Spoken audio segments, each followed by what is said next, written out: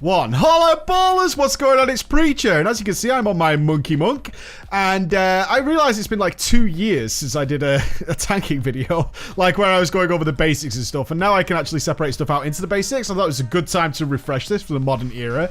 I am on my Monk. I just switched over to tank spec, actually. I did one heroic before this to sort of remember my buttons. It's been a long time. As you say, I have no like golden stuff or anything, and no relics either.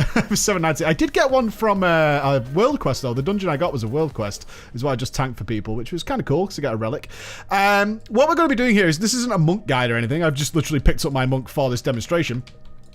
But it's mainly just to go over a lot of the philosophies about being a tank that I'm seeing people asking for more and more, because obviously it has been a long time since I did the basic tank stuff, like super basic stuff, and I think it's about time that we refresh that. And also, I just want to have fun tanking. I haven't tanked really in Legion. I wasn't a big fan of it in the alpha and the beta, so I'm more than happy to dig my heels back in and teach you guys the basic stuff. So this isn't monk specific. Everything I'm going to be talking about today is really interchangeable amongst all the tanking specs, yeah? Amongst all the tanking specs.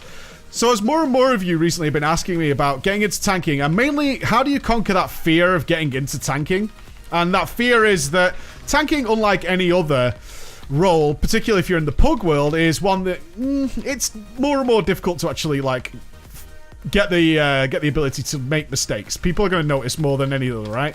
They're going to notice way more than if you're a DPSer and so on and so forth. And people don't like that, because if they're not comfortable with it, like I can tank all day every day, right? Not a big deal. But I've also been doing it for years. For those of you who are new to it and interested in it, well, I want to encourage you to do that, because honestly, if you can understand what your tanks are doing, and this goes for healers as well, but as on topic for the video, if you can understand what your tanks are doing, my god, do you learn a lot more about how to DPS effectively, or how to heal effectively. Learning what the other roles are doing is crucial in my mind to really becoming a decent player. You have to be able to do this stuff. Where's the reinforcements? You're over there. Get it over here.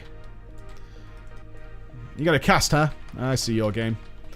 Not my watch. So let's go over that today then. When entering your first dungeon... Well, let's answer the first question first. What if I fuck up, Preacher? Always big question. I want to tank, but I'm worried I'm going to fuck it up. Any advice? Yeah, the advice is, what is the absolute worst that can happen to you? Likelihood is you're going to be doing something like a random heroic or even a normal first, right? For your first tanking experience. What's the worst that can happen to you? The likelihood of the worst possible scenario that can happen to you if you're doing that kind of content is that they can kick you from the dungeon. That's it. That's not a big deal. Honestly, that's not a big deal. If you accept that and run with it, it's like, if I really, really fuck up here, the worst that could possibly happen to me is they might kick me from the dungeon. I'm okay with that. I'm okay with that. I'm not going to cry about that. You know, that's not going to be something that I'm going to be like, oh, I'm logging off this game and getting out. Some of you might feel that way, and that's fine. If you do feel that way, I encourage you to just accept that, yeah, that could happen, and it's not that big of a deal. It really isn't. I'm waiting for the rest of the group to catch up here. Get over that, and you're going to start enjoying your first tanking experiences, jumping in there and find out what's going on. Because the only way you can tank, a lot of people like to know everything before they get into tanking, right? But that's not going to give you, like, real experience, like, in any worthwhile way. What you actually want to do is just jump in. You need to jump in with tanking and start making mistakes. It's really important that you make mistakes while you do this kind of stuff. If you don't make mistakes, good God, you're going to have a bad time. Or you don't make mistakes, you're going to come unstuck, and you're never really going to get any good at it. You need to make mistakes in order to get better. So get in there and start making mistakes. Now, having said that, pugs are the best place to learn about tanking. Pugs are the absolute best, and you might wonder why. Because people do crazy fucking shit in pugs. They're mental, right? Some of the craziest shit you will ever see in the world will happen in pugs. Because it's totally unpredictable. And I recommend you don't go with your pocket healer friend who's like, I'll come with you for your first ones. If you already have confidence in your healer, you don't know where you're making tanking mistakes. And a lot of the time, you might not even realize that your tanking has to adapt based on your group environment. Right? That is a big part of tanking, is when and where to adapt your scenario. When to change your playstyle up. When your healer and stuff change their situation, or change what you're having to do, then you learn how to tank. Yeah? You can't learn how to tank if everything's already done for you. That's not going to help you in any way. And I truly encourage you to jump in there with absolute randoms. I wouldn't bother with LFR because no one knows what the fuck's going on there. And generally speaking, there'll be like 4 fucking healers or some shit that are all helping you out. It's not going to be something that's going to give you the most benefit. Thank you for not giving me back. Excuse me. Okay, so now we're over it. We're going to jump in. We're going to have some fun. And we're going to make some mistakes. And we're fine with that. We're absolutely fine with that scenario. We're not upset by it. It's okay. Go on, kill it in 3 seconds. 2, 1. Excellent. Good stuff. So, when we get into the dungeon, what can we do? Well, you're going to jump in, but you're probably under the impression that tanks have to go, go, go, go, go. Oh, shit, have I never done this dungeon on my monk? That's funny. Tanks have to go, go, go, go, go, right? So you're going to maybe do something like start sprinting through a dungeon. No. As soon as you get into your first dungeon, you're going to do something really important. You're going to pull your first pack, and assuming this is with a complete pug, right? You're not doing Mythic Plus or anything like that, in which case you can adapt because you probably know most of the people, hopefully. You're going to pull your first pack normally, and you're going to watch what people do. It's really important. You're going to watch what does your healer do. Yeah? Let's pull this seagull, because some fucker's going to pull it. See, this is the fire mage in me. It's like, fucking pull the seagull. You're going to watch what other people do. Now, I'm going to assume for this that you're not overgeared as fuck and, you know, they couldn't possibly kill you in, like, any scenario, right? That's what I'm assuming for this.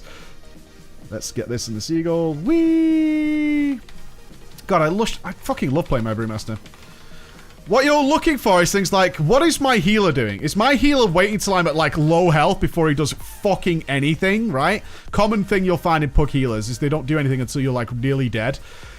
Is my healer doing, like, active DPS and shit? And he's, like, all over the fucking shop and he's helping out and he's doing good stuff? Is that happening? Because if so, that's fucking cool, right?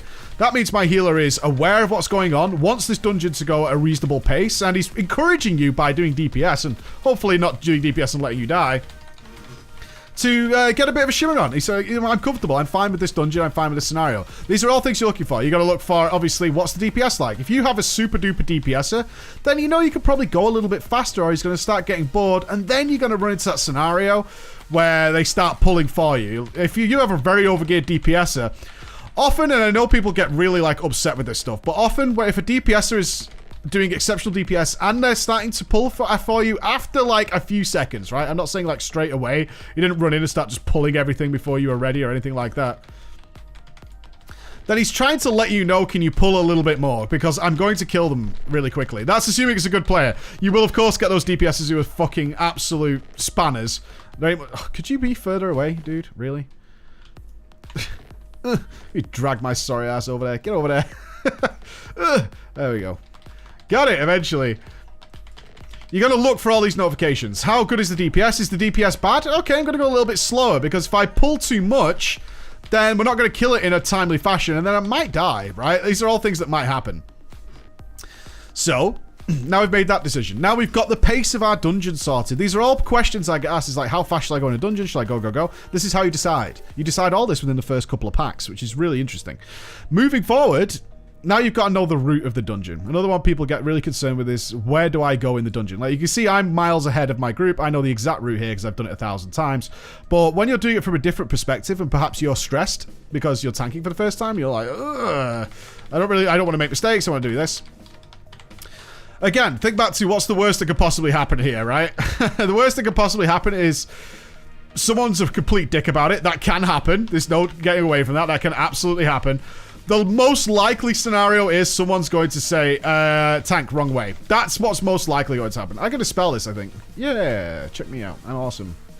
The most likely scenario is someone's just going to go, you're going the wrong way, tank, and tell you to go the other way. Why? Because they want a smooth run as well, right? They want a smooth run. Nobody's like these, a lot of people have these ideas that there's like these people that exist that are just out to get you. I'm sure there are people who are like, I'm going to troll random groups today, but for the most part, people just want a nice fast run.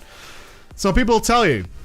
It is important, however. It is important. It's very important when you first get into tanking that you learn the routes of the dungeons. You should absolutely be doing that. My healer's quite far away. Like here, look at how I'm checking this. I'm always checking this thing. I'm checking my map. I'm checking this. More than I'm checking mobs.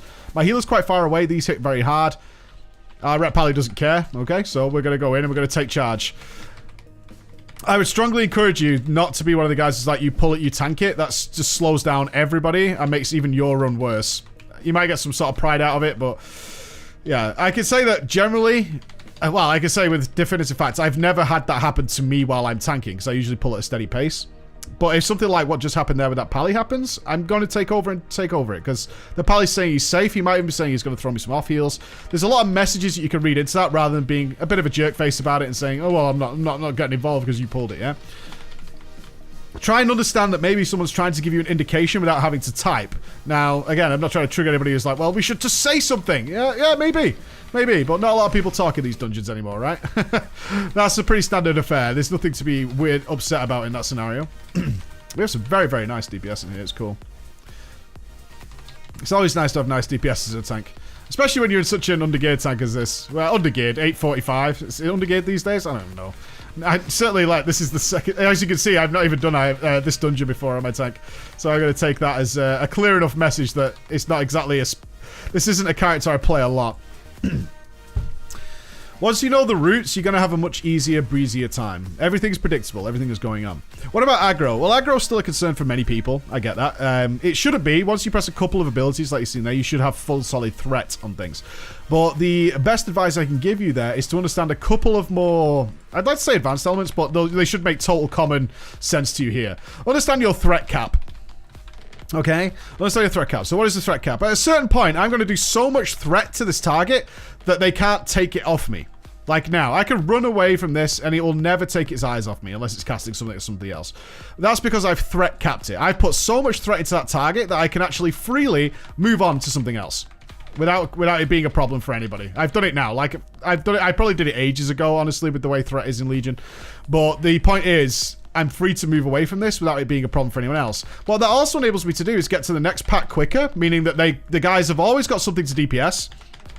Right? Well, let's test it. I did most of the damage on there. I'm going to move on. Let's see if you... Oh, are you fucking kidding me? Just... Yeah, Tags breaks it. Woohoo. And it's dead, and nobody got harmed, you know, other than the normal casts. Simple stuff. That's your threat cap. So what I'm doing is manipulating there is moving on to the next trash much, much quicker. Because I have threat on there, it's no danger to anyone else, and going to start my threat on the next target. This keeps a nice smooth flow to the dungeons. People will really appreciate that, as long as you're not reckless. Now, whether or not you're being reckless or not is something you'll have to kind of figure out on your own. You'll notice I don't overpull here. This character is certainly not overgeared. Legion does punish you if you regularly overpull, like you're being too heroic or something along those lines. So where your limits are will depend on a lot on the healers and things like that. But what you should understand is your job is to twofold. You're to mitigate the damage as much as possible, right? That's your main duty as a tank. It's not to do threat. Threat will come bipartisan. It'll just be like part of the fight. There's nothing you can do about threat. The only way you could stop getting threat is to like stop pressing buttons. Right? That's the only way you're going to do it. Hey, my first normal and heroic Ivashara. Check me out. Yeah? So those are the things you should bear in mind. And threat is not a big deal. Your second part is to give a smooth flow to dungeons. And that's going to allow you to teach you to do things like death balls, which you saw there, which is gathering as many adds as possible into one location so that easily cleave down. And that increases the DPS of the dungeon passively because people aren't doing things. And you're going to be manipulating how the damage is done for the dungeon. People won't even realize it, but you'll absolutely be doing that. Woohoo! We got a new thing. Fuzan. Excellent stuff. Those are some super basics for tanking. Okay, I'm going to do a little bit of a series on this so we can do some more advanced topics. I just want to lay that groundwork for you because it's been so long since we've done that. Okay? Thank you so much for listening. I hope that helps you get into your first sort of like baby steps into tanking. And I'm not being condescending there. I'm just saying enjoy it. Embrace it. Because honestly, learning how to do this stuff just makes you so much better at the game. If you understand what difficulties people present, you might be somebody who doesn't see the problem with ninja pulling. And then tank, it's alright, we'll go and tank a few dungeons and wait till it starts happening to you. And then maybe you can understand how it can be very difficult to deal with some scenarios and where it could be helpful even. Alright guys, thank you so much for watching. I'll see you again. Bye bye.